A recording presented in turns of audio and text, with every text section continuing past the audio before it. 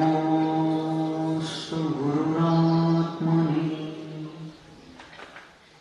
पंकनहि पंकज बनो मुक्ता बनो नसीब दीप बनो जलता रहूं गुरुपद पद्म समीप। नमो भारती भ्रम मिटे ब्रह्म बनूं मैं बार भार रहित भारत बने भास्वत भारत भार। दोष रहित आचरण से चरण पूज्य बन जाए चरण धूल तक सिर चढ़े मरण पूज्य बन जाए चरण धूल तक सिर चढ़े मरण पूज्य बन जाए। बोलिए पंच परमेश्वरी भगवान द्वादशांग जिनवानी माता अध्यात्म महर्षि आचार्य भगवान श्री पूज्यपाद मुनि महाराज की चारित्र्य चक्रवर्ती मुनिकुल पितामह योगींद्र चूड़ामणि धर्म साम्राज्य नायक 20वीं शताब्दी के प्रथम आचार्य भगवान श्री शांति सागर जी मुनि महाराज की दीक्षा गुरु शांत मूर्ति वात्सल्य रत्नाकर गुरुवर आचार्य भगवान श्री सन्मति सागर जी मुनि महाराज परम पूज्य आचार्य भगवान श्री विद्यासागर जी मुनि महाराज की शपथराज मृत्यु महोत्सव को संपूर्ण लोक के लिए प्रेरणा देने के लिए आज जो हमारे बीच में उपस्थित है, ऐसे साधना के शिखर पुरुष आचार्य वर्य श्री वर्धमान सागर जी मुनि महाराज की अहिंसा परमो धर्म की उनके उत्कृष्टतम सल्लेखना महामहोत्सव की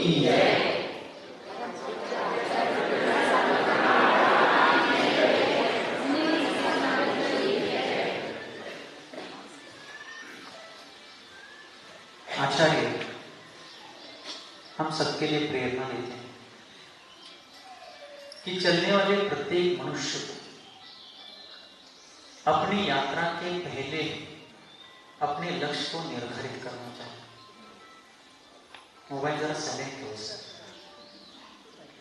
और चलते समय निर्धारित लक्ष्य को परख करके कि जिस लक्ष्य को मैंने लक्ष्य बनाया है क्या वह वास्तव में लक्ष्य कहलाने योग्य है। इस बात को परख करके उसकी जांच करके और उस लक्ष्य तक ले जाने वाले मार्ग को प्रामाणिक जान करके ही उस दिशा में आगे बढ़ना चाहिए। एक गांव के चौराहे पर त्याला चौक म्हणतो ना आपण चारी दिशेने जिथे रस्ते एकत्रित येतात, एक गांव के चौराहे पर बहुत भीड़ और वहां पर एक बुजुर्ग व्यक्ति उसी गांव के बैठे थे और एक नवागंतुक व्यक्ति जो उस गांव में उस क्षेत्र में प्रथम बार आए हुए थे उस चौराहे पर भीड़ भाड़ में पहुंच गए और उन्होंने उन बुजुर्ग व्यक्ति को पूछ लिया, क्या वडीलधाऱ्यांना विचारलं कि सामने जाने वाला रास्ता कहां जाता। क्या पूछा?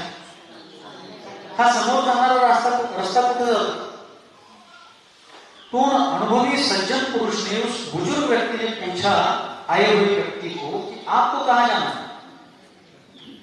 क्या विचार तुम्हारा बोलता है आपको कहां जाना।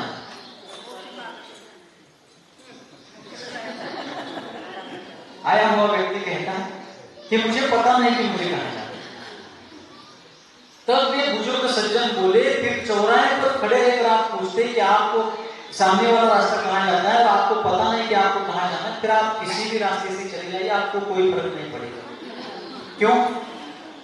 आपका लक्ष्य निश्चित होता, आपका लक्ष्य निर्धारित होता तो मैं आपको बता देता कि आप जहां जाना चाहते हैं वहां सामने नहीं, यहाँ जाना चाहिए अथवा इधर से जाना चाहिए, अथवा आप थोड़ा आगे आए आपका लक्ष्य पीछे छूट गया, ऐसा मैं बता देता। लेकिन आप रास्ते पर चल पड़े हैं, बीच चौराहे पर आकर खड़े हैं और अभी आप पूछते हैं कि रास्ता कहां जाता है, लेकिन आपको पता नहीं कि आपको कहां जाना। हमारी स्थिति ऐसी हुई है। मराठी विचारक ने भजन लिखा है, आप सभी जानते हैं। बांधून डोळे घाण्या भोवती मोठी फेऱ्या किती घेणार महाराज, आम्हाला सगळं माहिती, तुम्ही काय नवीन सांगा. पंडित प्रवर दौलतराम जी ने एक जगह पर कहा, जान बूझ कर अंध बने हैं आंखन बांधे पाठी. जान बूझ कर अंध बने हैं आंखन बांधे पाठी, जिया जग धोके की है टाकी. लहानपणी आम्ही खेळ खेळायचो, कदाचित तुमच्यापैकी पण कोणीतरी खेळला असाल. त्याचं नाव होतं आंधळी कोशिंबीर. काय नाव आहे? नाव पण लयच भारी दिलेलं आहे, आंधळी कोशिंबीर. और उस खेल में अनेक बच्चे खेलते हैं और उसमें से किसी एक बच्चे को उस खेल के प्रोटोकॉल के अनुसार उसके आंख पर पट्टी बांधी जाती है, रुमाल बांधा जाता है, और बाकी बच्चे उसके आसपास खेलते रहते हैं, उसकी पीठ पर मारते रहते हैं, आगे पीछे उसको बार बार परेशान करते रहते हैं. लेकिन सभी जिनको छू करके आउट करना होता है, वे सब उसके आसपास होते हुए भी वह किसी को आउट नहीं कर पाता है. बहुत देर तक ठोकर खाता रहता है, उठता रहता है, पड़ता रहता है, गिरता रहता है, मार खाता रहता है. ऐसी स्थिति क्यों हुई? वो अंधा नहीं है, लेकिन उसने अंधत्व का अभिनय स्वीकार किया. एक साधारण वस्त्र की पट्टी आंख पर बांधने के कारण लोचन ज्योति वाला व्यक्ति भी अंधे के समान होकर के ठोकर खाता है, गिरता है, जख्मी होता है. तो आचार्य कहते हैं, जिस जीव ने अपने नेत्र पर, अपने ज्ञान नेत्र पर अनादिकाल से मोह, मिथ्या और अज्ञान की पट्टी बांध रखी है, उस जीव को चतुर्गति में परिभ्रमण करना पड़ा. इसमें कोई आश्चर्य. लेकिन इस दुख से भी छूटना आप चाहते हैं, ऐसा आचार्य हम सबको पूछते हैं. मैं नहीं पूछ रहा हूं, आचार्य पूछते. यदि आप इस दुख से छूटना चाहते, कौन कौन छूटना चाहते हैं? जरा वो इतना आम्ही काय पाठल्या आवडत नाही, खरंच नाही करू. आणि मागितले तर काय करायचं? काय इथं कोण मागणारे पैकी कोण नाही, आणि बसलेले पैकी कोण मागणारे नाही. जैन दर्शन एक ऐसा दर्शन है जिसमें जबरदस्ती वाला कोई काम नहीं है. इस बात को दौलतराम जी ने सिद्ध किया है. ताही सुनो भवि मन थिरान, सुनने की प्रेरणा तो दे रहे उस उपदेश को, लेकिन लोग तंत्र को जीवित रखते हैं.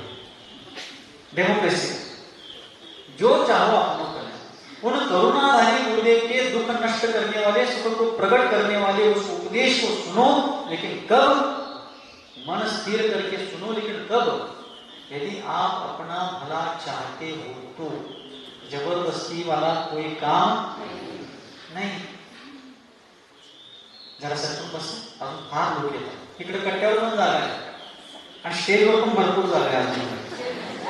रोज मी सांगायला लागलो, इकडे यायचं धाडस होणार नाही. जर इकडे यायचं धाडस होत नसेल तर तिथं जायला तर फार धाडस लागते. ते हिऱ्या गवाळ्याचं काम नाही, आहे की नाही?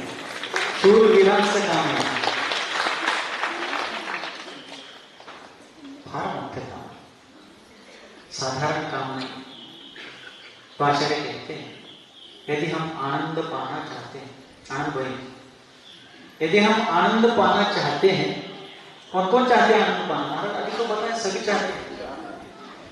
यदि हम आनंद पाना चाहते हैं तो वीतराग सर्वज्ञ भगवान के द्वारा प्रतिपादित उस रत्नत्रय स्वरूप मोक्ष मार्ग के उपासक बनना पड़ेगा. उस मार्ग पर चलना पड़ेगा, उस मार्ग की आराधना करनी पड़ेगी. और जब तक आराधक नहीं बनते तब तक उस मार्ग के प्रति निरंतर भावना बनानी पड़ेगी कि प्रभु मुझे कब वह मार्ग प्राप्त होगा, प्रभु मेरे साथ साथ प्राणी मात्र को वह मार्ग प्राप्त हो.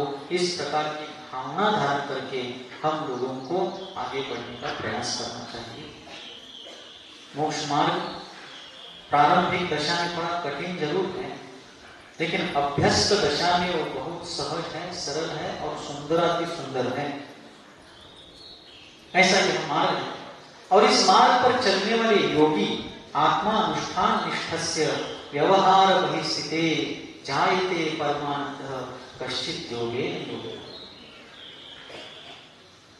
जो आत्मनिष्ठ हो चुके हैं, आत्मा का अनुष्ठान करने की निष्ठा में जो पराकाष्ठा को प्राप्त हो गए हैं, वे संपूर्ण व्यवहार से बाहर हो गए हैं. लोक व्यवहार से तो हो ही गए हैं, बल्कि व्यवहार मोक्ष मार्ग के भी आगे बढ़ गए हैं। उन्होंने मोक्ष मार्ग, व्यवहार मोक्ष मार्ग छोड़ा नहीं है। ध्यान से सुन रहे हैं? फक्त कानानं ऐकू नका, कानासोबत ध्यान नहीं। व्यवहार मोक्ष मार्ग छोड़ना नहीं पड़ता, व्यवहार मोक्ष मार्ग छोड़ना नहीं पड़ता। आगे की भूमिका में जाने पर छूट जाता है। क्या होता है? छूट जाता है।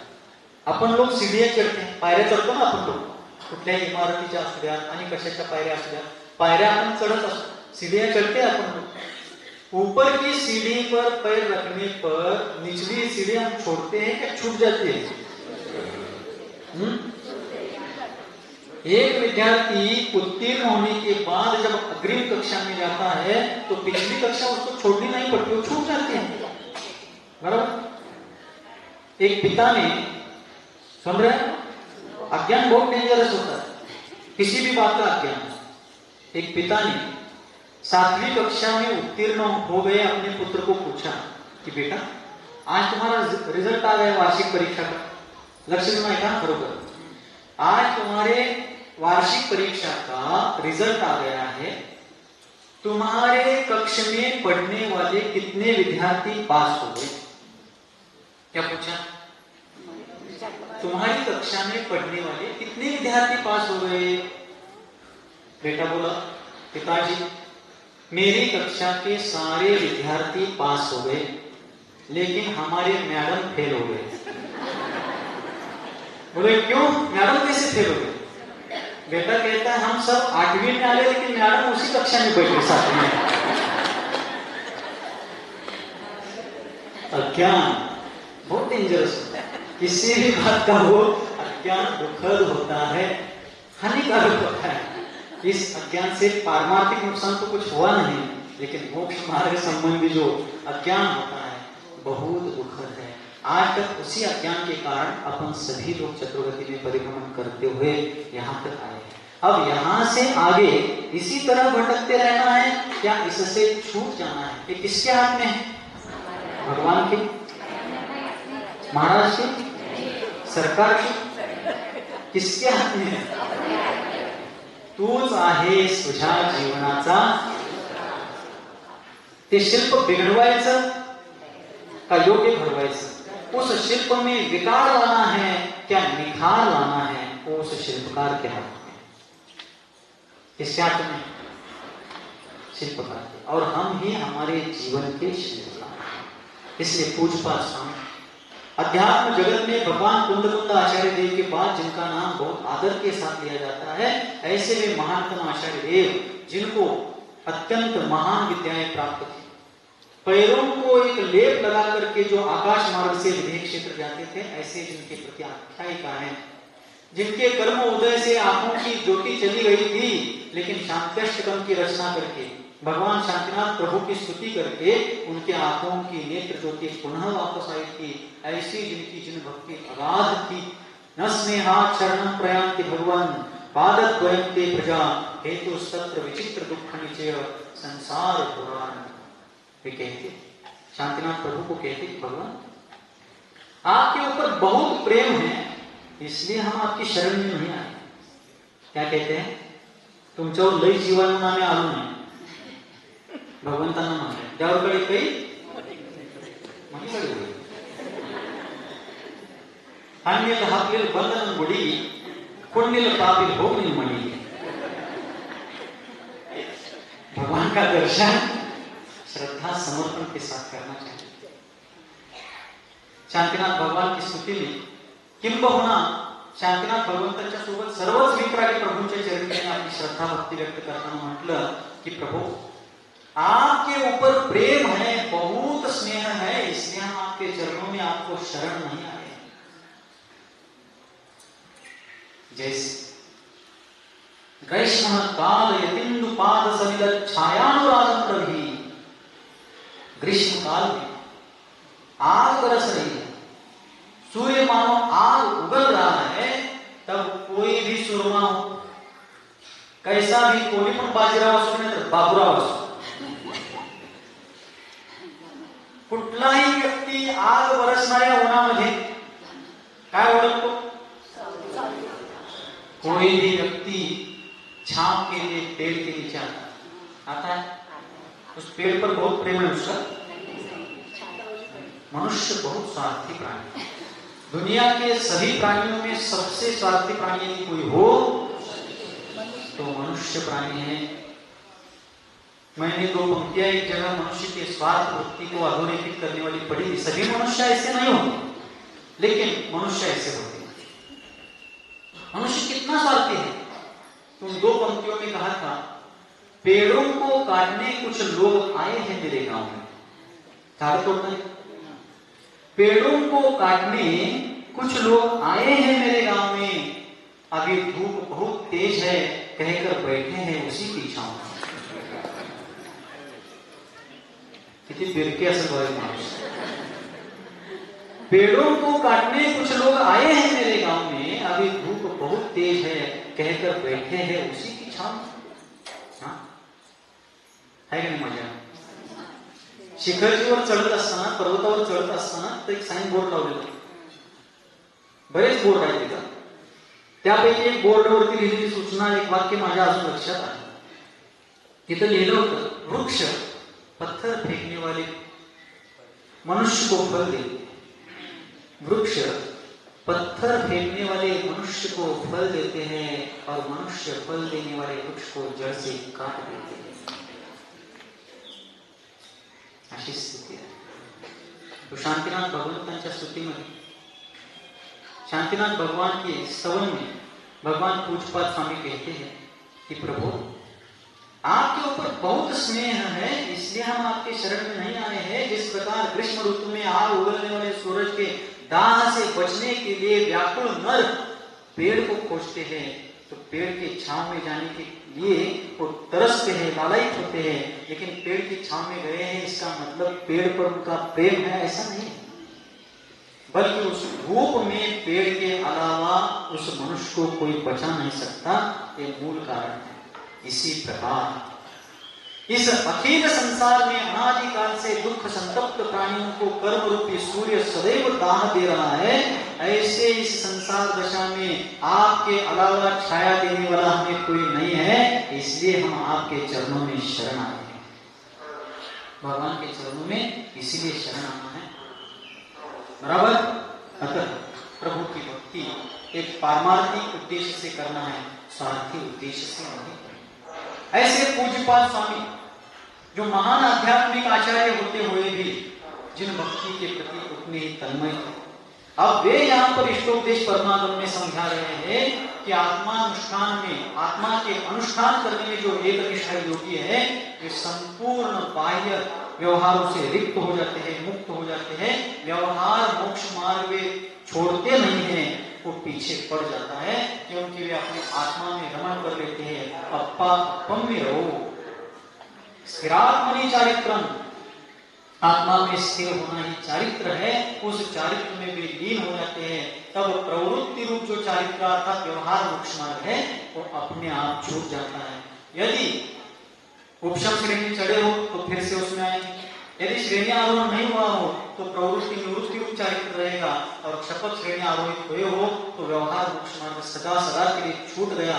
निश्चय मोक्ष मार्ग के माध्यम से वे अब कारण समय साथ से कार्य समय साथ, कारण परमात्मा से कार्य परमात्मा बनेंगे, ऐसा उनका पुरुषार्थ होता रहता है. ऐसे योगियों के द्वारा ही अपने कल्याण के साथ साथ उनका जीवन चरित्र ही प्राणी मात्र को अपने आत्म कल्याण की प्रेरणा देने वाला प्रकाश स्तंभ बन जाता है. उनके उसी प्रकार के आनंदमग्न साधना का वर्णन करने के लिए पूज्यपाद स्वामी इष्टोपदेश परमागम के 48वें श्लोक के माध्यम से हम सबके लिए और उपदेश देंगे. थोड़ा वेळ चालेल ना? कंटाळा आला? गोष्ट सांगू राजा, त्याचं पण डिमांड आहे. मेरे पीछे पीछे आप भी बोलेंगे. आनंदो निर्दहत्युत्थम कर्मेंधन मनारतम न चासौ खिद्यते योगी बहिर्दुःखेष्वचेतनः. आनंदो निर्दहत्युत्थम कर्मेंधन मनारतम न चासौ खिद्यते योगी बहिर्दुःखेष्व चेतनः। देखिए, आनंदः अनारतम, आत्म ध्यान का आनंद निरंतर उद्धम अर्थात बहुत से कर्मेंधनम निर्दहति, कर्मरूपी ईंधन को जलाता है। आप लोग गृहस्थ जीवन में क्या करते हैं? जब भी चूल्हा जलाना है, कहीं पर अग्नि जलानी है, तो ईंधन को जलाते हैं। लकड़ियां हो, कोयला हो, गोबर के कंडे, कुल्ला, खेलकुटा, जो भी जहां आवश्यक ईंधन होता है उस ईंधन को आप उस साधन के अनुसार जला लेते हैं और वो अग्नि प्रज्वलित होकर के जल्दी जल्दी काम हो, इसलिए उसमें केरोसिन रॉकेट वगैरह डालते हैं, तीव्र अग्नि को प्रज्वलित करते हैं। उसी प्रकार आत्म ध्यान के आनंद में तल्लीन वे योगींद्र, वे मुनिजन क्या करते हैं?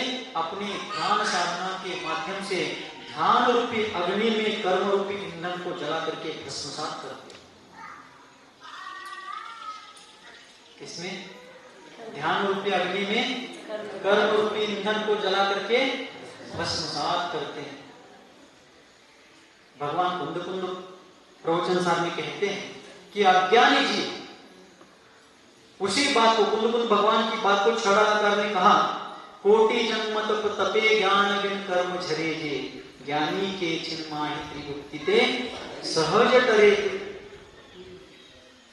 करोड़ों जन्मों में अज्ञानी जीव तप करके भी जिस कर्म को नष्ट नहीं कर सकता, उससे भी कई गुना ज्यादा कर्म को एक ज्ञानी जीव तीन भुक्तियों की आराधना द्वारा अंतर मुहूर्त में नष्ट करता है। अब ज्ञानी का मतलब यहां सिर्फ शास्त्रीय नहीं लेना,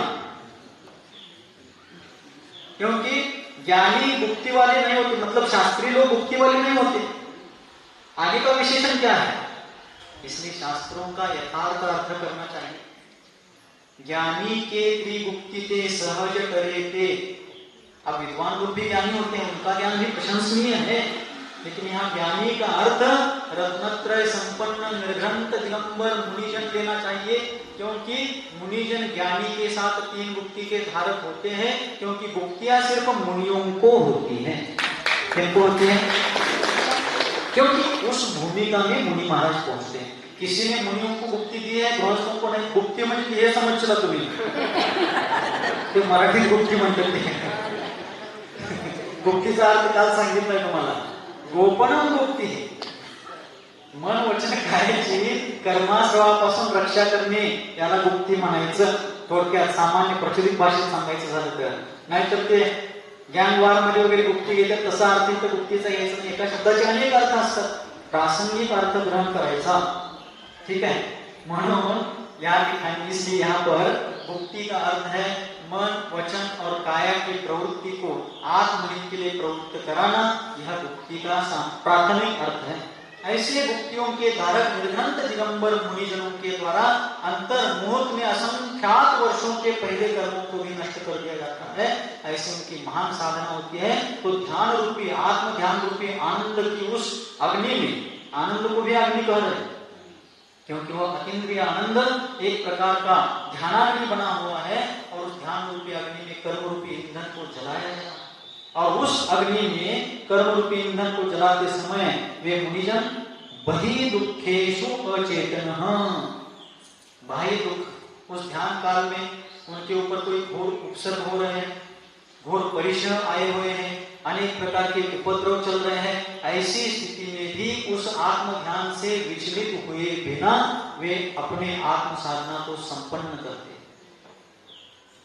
भगवान बाहुबली स्वामी की स्तुति करते समय सिद्धांत चक्रवर्ती नेमिचंद्र आचार्य महोदय ने कहा, दियंबरो जो न च भीजुक्तो न चांबरे सक्त मनो सप्पारिजंतु पुसदो न कंपो तम गोमटे संपन्ना मिले। क्या अर्थ हुआ इस श्लोक का?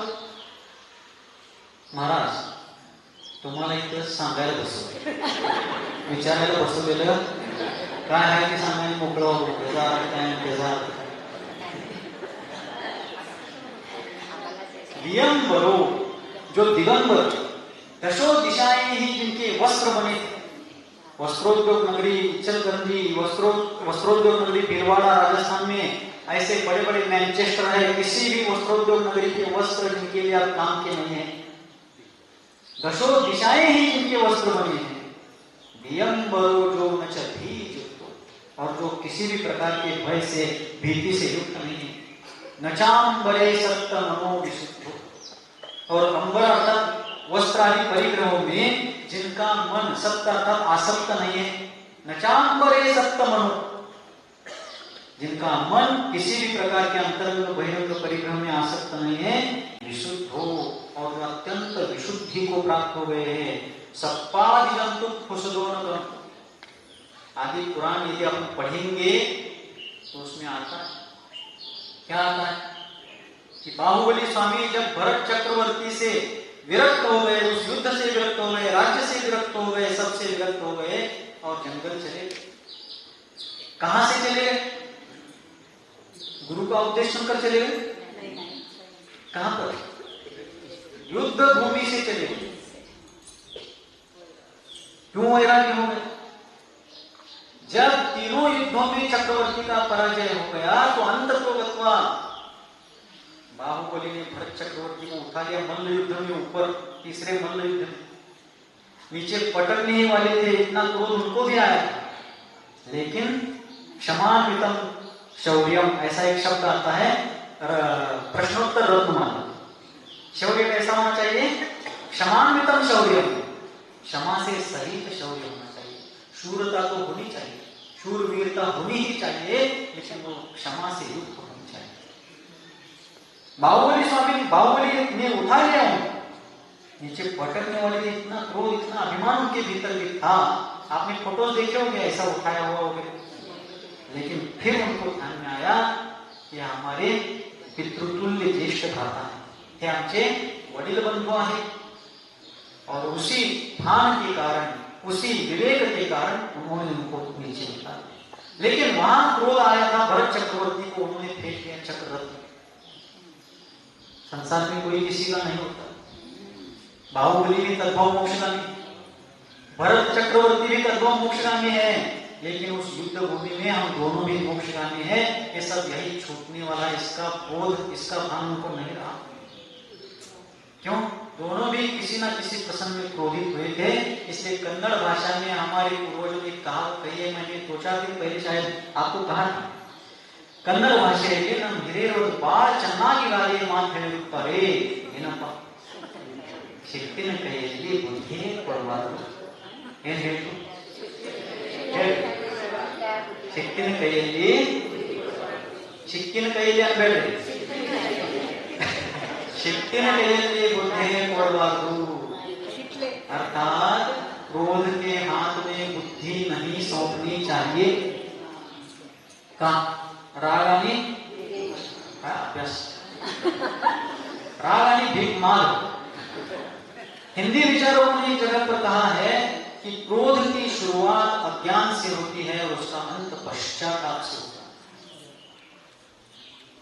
क्रोध करने वाला करते समय अज्ञानी होता है, तो भान भूल जाता है, विवेक छोड़ देता है, लेकिन जब क्रोध का रिजल्ट आ जाता है तो पश्चाताप के अलावा उसके हाथ में कुछ बचता नहीं। इसलिए चक्रवर्ती ने जब चक्ररत्न फेंक, लेकिन बाहुबली का पुण्य पाकर खेल दी, चक्रवर्ती का पराजय हो गया युद्ध में। इस हुंडा सर्पणिका का प्रभाव है, चक्रवर्ती कभी पराजित नहीं होते, लेकिन भरत चक्रवर्ती पराजित हो। चक्रवर्ती का चक्ररत्न उनके अलावा किसी के अधीन नहीं होता, लेकिन बाहुबली के पुण्य ने चक्रवर्ती के चक्ररत्न को अपने अधीन कर दिया। लेकिन उस घटना ने उनको अंतर्मुख कर दिया। वे सोचने लगे कि छोटी सी जमीन की भूमि के लिए, छोटे से राज्य के टुकड़े के लिए मेरा पितृतुल्य बड़ा भाई ज्येष्ठ भ्राता मेरे प्राणों पर उठे, और यही बात उनके वैराग्य का कारण है। बदले के लिए भी कारण बन सकती, बदला लेने के लिए भी ये बात कारण बन सकती थी, लेकिन उनका उपादान उस प्रकार का हो गया था, निमित्त वैसा हो गया था, भवितव्यता उज्जवल हो गई थी, तो चक्ररत्न उनके वैराग्य का कारण हो गया। तो रविंद्र जैन लिखते हैं, विजयी गर्व से पहले प्रभु ने धरा दिगंबर वेश। हम लोग जिसको नाक का मैल निकालना नहीं आ रहा, ऐसे किसी को थोड़ा पीछे ढकेल देते हैं, पराजित करते हैं, हराते हैं, तो हमारे पैर जमीन पर नहीं चलते। बाहुबली ने चक्रवर्ती को पराजित कर दिया था, लेकिन विजयी गर्व से पहले प्रभु ने भजन सिर्फ म्यूजिक के लिए नहीं सुनना, उससे हम लोग कुछ सीखे। चक्रवर्ती को पराजित करने का गर्व। आमच्याकडे 2 टन ऊस जास्त गेला, शेतातल्या खोपीवर नवीन पत्र ना, नीट बोलायचं पत्राप्रमाणे म्हणतो. खरं सांगा, शेजाऱ्यांची शपथ आहे, मला असं म्हणतो सगळे असंच करतात असं नाही. साधा पत्र घातला हो, नीट बोलायचं, परवा घातली पत्र आणि कडकडच जायचं. बाहुबलीने चक्रवर्तीला जिंकलं होतं, चक्रवर्ती को पराजित किया था, लेकिन उस विजय गर्व के पहले वे दिगंबर बने, लेकिन जब ध्यान के लिए जाकर के खड़े हो गए, बात उन्हें ये भी न पता थी, सन लिपटी माधवी लता थी. रविंद्र जयंती. ऐसा ध्यान लगाया प्रभु को रहा न ये भी भान, किस किसने चरणारविंद में बना लिया है स्थान. क्या भजन लिखा है, और वो भी किसने, जिसने अपनी आंखों से अपनी मां को भी देखने का सौभाग्य नहीं पाया. बाहुबली को तो छोड़ ही, जन्मांध हुए, लेकिन प्रतिभा इंद्रियों की मोहताज होती है, ऐसा नहीं है कि रविंद्र जैन ने लिखा. प्रतिभा आत्मिक होती है, प्रतिभा स्वाभाविक होती है. हम जैसे लोग कितने बार उन गोमट बिंब को देख चुके हैं, लेकिन हमें उस पंक्ति को बोलना नहीं आ रहा है जो उन्होंने लिखी. लेकिन उस जन्मांध व्यक्ति ने उस जन्मबिंब को ना देखते हुए भी जो वर्णन किया है, मानो नेमिचंद्र आचार्य देव की किसी परछाई ने वो भजन लिखा. बात उन्हें ये भी न पता थी, तन लिपटी माधवी लता थी. शरीर पर लताएं चढ़ गई. चींटियों ने अपने छोटे से मुख से मिट्टी के कण ला करके उनके शरीर को आधार बना करके बांधनिया खड़ी की. वारुळ आणि त्याच्यात कोण राहायला लागलं, आयत्या बिळात. हा रिस्पॉन्स एवढा रिस्पॉन्स असता तर मी सकाळपासून चालू करतो. छान छान. और फिर चींटियों ने बामियां बनाई. बामियां म्हणजे वारुळ. और उन बामियों में कुक्कुट जाति के सर्प रहते, और वे सांप बाहुबली स्वामी के 550 धनुष ऊंचे शरीर पर. कितना ऊंचा शरीर था, 550 धनुष. एक धनुष म्हणजे 6 फूट, 4 हात आणि 6 फूट. धनुष्याच्या भाषेत म्हटला तर 4 हातांचा एक धनुष, आणि फुटात म्हणायचं झालं तर 6 फूट. 550 ला 6 म्हणायचं, 3150 फूट. बरोबर आहे का बघा. नाही, 12×5 = 12×72 बरोबर आहे. 3150 झालं.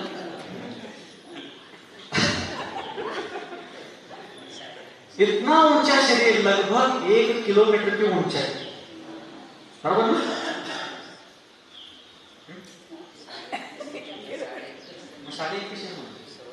3150 म्हणतो का, क्षमस्व 3150 फूट. इतना ऊंचा शरीर, लगभग 1 किलोमीटर की ऊंचाई. ऐसे उस विशाल काया पर कुक्कुट जाति के सांप और शरीर पर खेलते रहते. 2-4 दिन पहले एक छिपकली आई. पाल खिलाडीला भूकंप आल्यावर तेवढी धावपळ झाली, तेवढी धावपळ होती. चेष्टा नाही, खरं सांगायला. 3150 फीट का ऊंचा शरीर था. उस शरीर पर कुक्कुट जाति के सांप खेलते थे, और भी वहां के जीव उनके शरीर पर क्रीड़ा करते थे, क्योंकि उनको पता था कि ये जो खड़ा है महात्मा, इससे हमें कोई उपद्रव होने वाला नहीं है.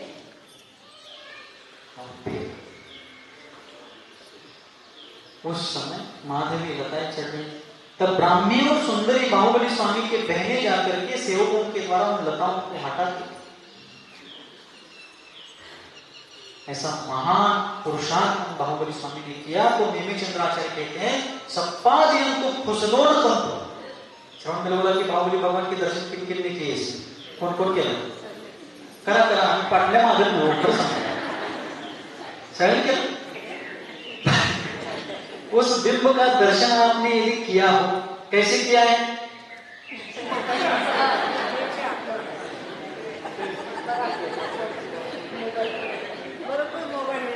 दर्शन करने के लिए आप वहां गए थे क्या सेल्फी लेने के लिए गए? पक्का? हाँ, तो दर्शन किए हो तो वहां पर भगवान के बाजू में उस अरिष्ट नेमि नाम के महात्मा शिल्पकार ने बानियां खड़ी लिखी. जो स्तुति नेमिचंद्र आचार्य ने लिखी है वो स्तुति उस बिंब में पूर्ण दिखाई है. गोमतेश अष्टक जो है, गोमट स्तुति, उसमें जो वर्णन है उस जिन बिंब में पूरा दिखाई है. आपने स्तुति पढ़ते हुए दर्शन किया हो तो आपने पाया होगा सब उसको. और उस सांप की बामियों में कुछ सांप अंदर जाते हुए दिखाए हैं, कुछ सांप बाहर देख रहे हैं. सांप की पूंछ इधर बाहर तक, जहां से अपना अंदर प्रवेश करते हैं भगवान के पास, वहां तक सांप की पूंछ बाहर आए, ऐसा सब दिखाया है.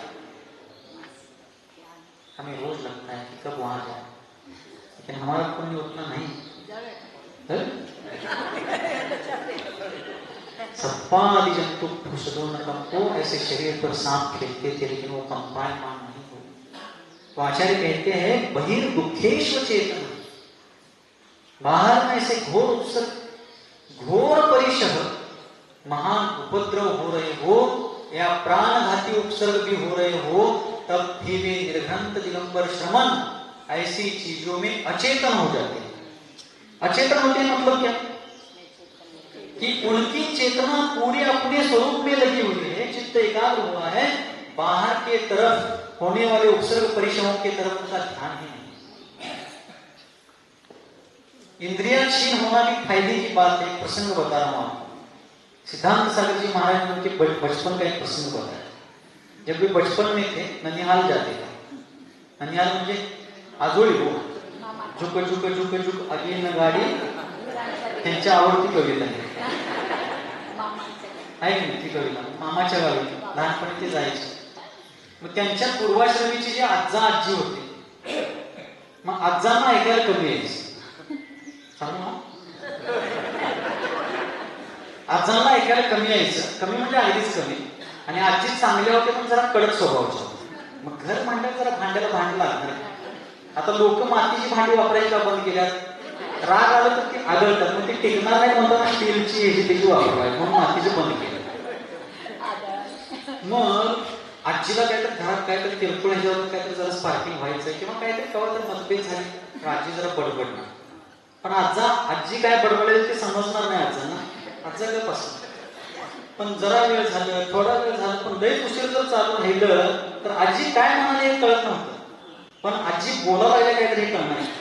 मग आज्जा म्हणणार, या का येना बाय भाव वेळ आळगाड पैकी, म्हणजे ऐकू येत नव्हतं म्हणून विवाद होत नव्हता. याच्यात फायदा काय सांगा. आजी काय म्हणायला ते ऐकू येत नसल्यामुळे विवाद होत नव्हता. म्हणजे एक प्रकारे ऐकायला कमी येणे फायद्याचं एक प्रकारे.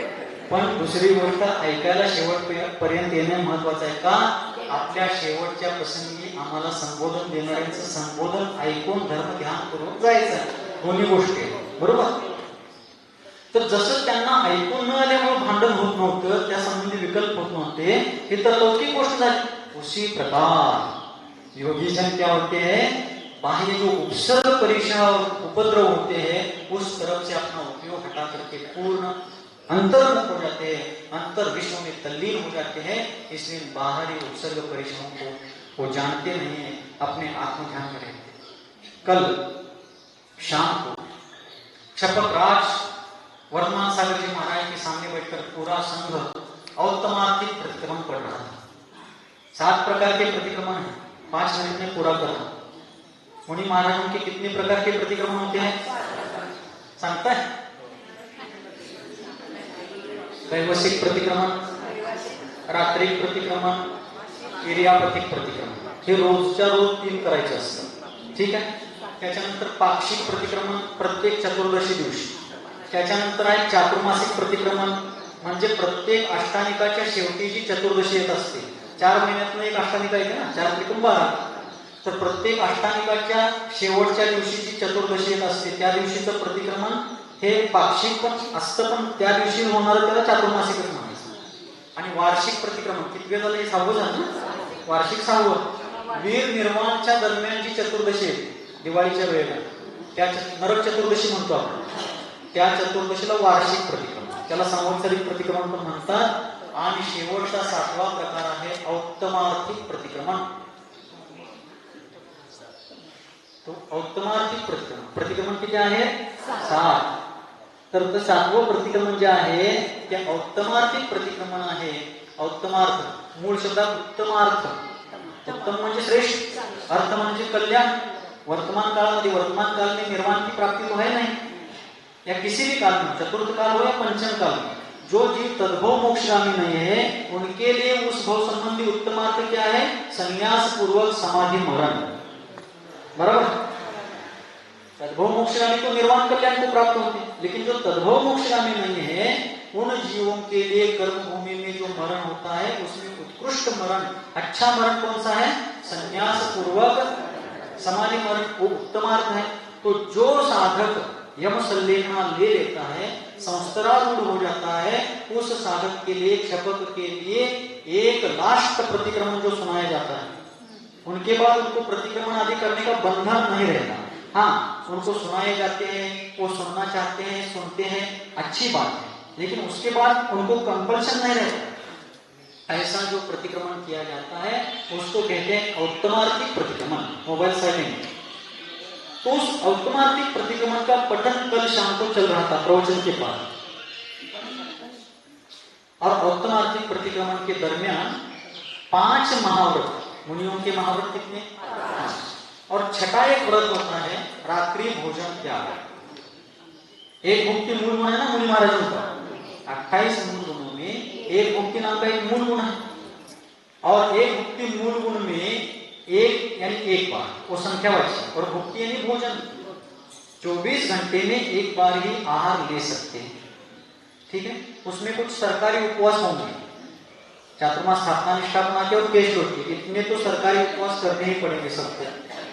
सरकारी सुट्टे सरकारी सुट्टे अर्थात कंपल्सरी है. बाकी अष्टमी चतुर्दशी आदि जिनको जैसी शक्ति है वैसा करे, लेकिन कंपल्सरी केश लोच के और चातुर्मास स्थापना निष्ठा बना के उपवास करने ही होंगे. ठीक है, ये सरकारी उपवास है. तो आचार्य कहते हैं कि इस प्रकार साधना करते समय साधक एक भक्ति करता है. तो इसलिए रात्रि के समय तो भोजन श्रावक पे नहीं करते, तो मुनियों का तो उसका त्याग है, लेकिन दिन में भोजन करने का त्याग नहीं, लेकिन एक ही बार करना है ना. दिन में भोजन करने का उनका त्याग नहीं है, लेकिन दिन में कितनी बार करना है, एक ही बार. इसलिए रात्रि भोजन त्याग नाम का छठा अनुव्रत मुनियों का होता है. 5 महाव्रत है और रात्रि भोजन त्याग नाम का एक अनुव्रत होता है. और पाक्षिक प्रतिक्रमण के प्रकरण में इसका उल्लेख आता है.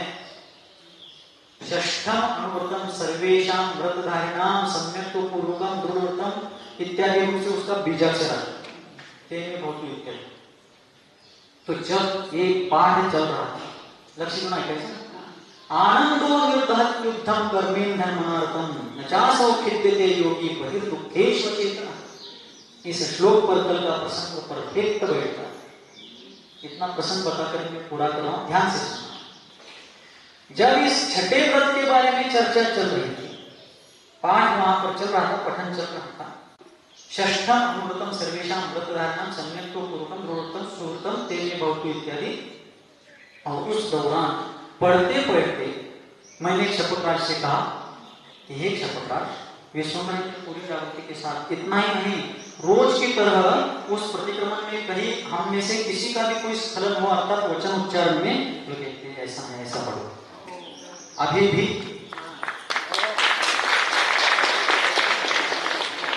सकाळी करकरीत जेवलं, संध्याकाळी वाजता जरा कच्च झालं तरी माणसाचं पायात पाय अडकतात, त्याला धरायला लागते दोघांना दोनकडे. 22 तारखेला शेवटचं पाणी घ्यायचं. आज तारीख किती, 26. चेष्टा आहे. जो रण को जीतते हैं वे वीर होते हैं और जो मन को जीतते हैं वो वीर होते हैं।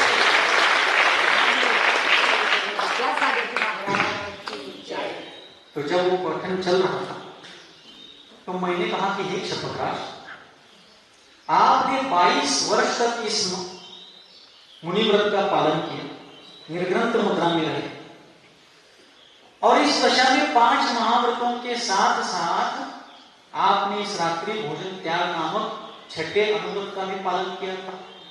लेकिन वे सुन रहे थे, नॉर्मल थे, सामान्य थे।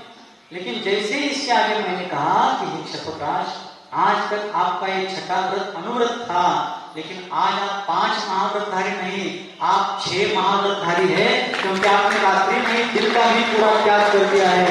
आपका व्रत 6ठा है। इतना कहते चेहरा सूर्य जैसे चमक, आनंदो निर्धत कीर्तन कर्मेन धर्मनारकम नचासो खिद्यते योगी बहिर्दुःखेषु चेतन। क्षुधा की वेदना हो, तृषा की वेदना हो, उनको कोई वेदना नहीं, बस आत्म संवेदना है।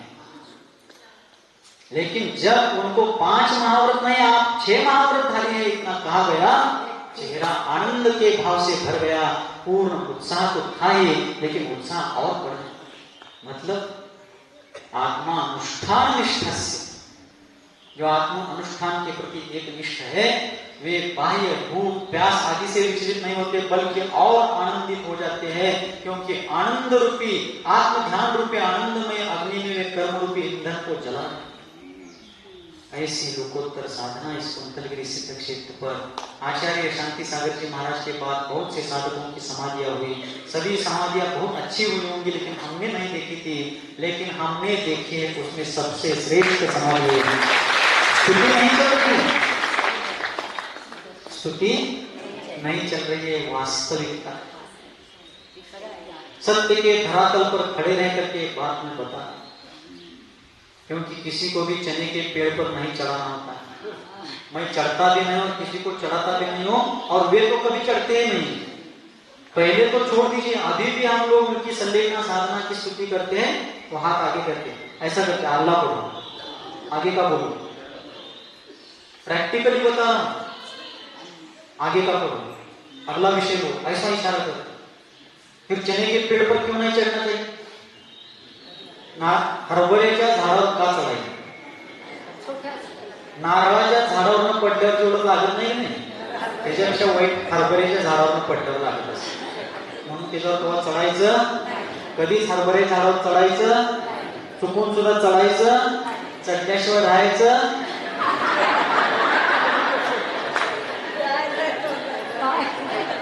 इसलिए हमेशा नम्रता, सहजता और सरलता पूर्वक आगे बढ़ना है. कैसे आगे जाना है? हमारे क्षपकराज पूज्यवर इस बात के प्रतीक है, इस बात के प्रतिनिधि है, इस बात का मार्गदर्शन और मार्ग प्रकाशन कर रहे. हम सबके साथ इसी प्रकार लोकोत्तर हो, इसी प्रकार की साधना हो. आज जब तत्व चर्चा चल रही थी, नियम सार ग्रंथ का पठन पूज्य निर्यापक समन सिद्धांत सागर जी महाराज कर रहे थे. उसी दौरान आत्महित की बात चल रही थी. तब महाराज ने मुझे आगे बुला करके एक सूचना दी, आप लोगों को बताने की. क्या बताने के लिए कहा? सुबह जब वे बाहर आए थे तब 2-3 वाक्यों का उपदेश मैंने आप लोगों के लिए दिया था. जो लोग उपस्थित होंगे उन्होंने सुना होगा. उन्होंने कहा, सभी लोग धर्म के मार्ग से चलिए और अपना कल्याण करिए. सुबह सुबह यहाँ पर सीढ़ियाँ रहती तो पहले थोड़ी सुना. और फिर आज नियम सार परमागम की वाचना के समय तत्व चर्चा के दौरान ही उन्होंने कहा कि बाहर प्रवचन को आने वाले भव्यात्माओं को एक बात आप जरूर कहें, वे सभी लोग अपने आत्म कल्याण के लिए रत्नत्रय स्वरूप मोक्ष मार्ग की ओर आगे बढ़े. अपने शक्ति अनुसार व्रत संयम को धारण करे, लेकिन जब तक व्रत संयम धारण नहीं कर सकते तब तक घर गृहस्थी में रहते हुए भी अपने हित के साथ साथ परोपकार का कार्य भी करते. आवाज क्षीण थी लेकिन संदेश अब क्षीण रुद्धि जैसा था. तो आगे बोलते हैं, सबको कहना कि एक डॉक्टर दंपति डॉक्टर बुद्रुक, सांगली के पास ईश्वरपुर नाम का एक शहर, कराड़ सातारा तरफ जाके से वहां के हैं डॉक्टर बुद्रुक, दोनों भी पति पत्नी डॉक्टर हैं। उन्होंने कहा हमें आज आए नहीं गए, तो उनके बारे में आप लोगों को प्रेरणा दीजिए। बोले कि डॉक्टर बुद्रुक की तरह काम करने को।